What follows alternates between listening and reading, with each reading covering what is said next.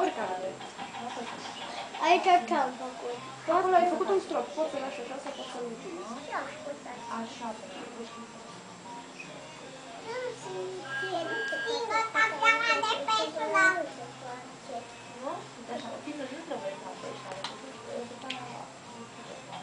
Nu trebuie să facem în același loc, că se strică foaia.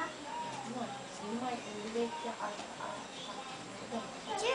Putem să facem orice, Pentru că uite și asta galben puțin.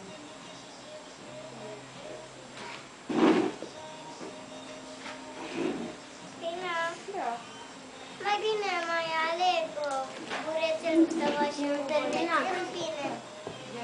E terminat? Făcut asta. Ce te-ai dat? O fac. Pot colora și cu pătăs. Trina!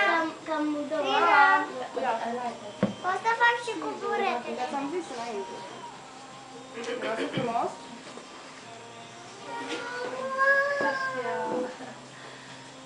Păi asta strictăm cu cafea. De-aia facem cu cafea. Cu cafea pentru oameni mari. Ca să o dărmăm toată.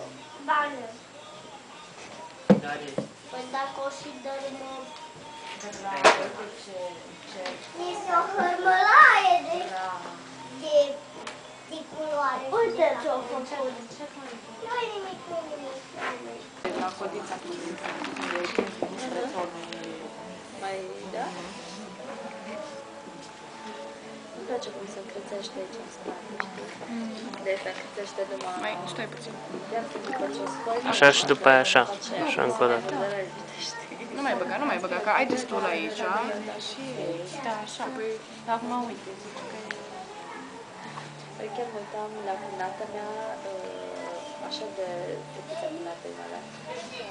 Mă dai fete. Așa foarte... Mă dai burete, îmi strigă. Ce ți-ai dat? Dai burete. Ce vrei să o întinzi tot? Burete. Burete vreau.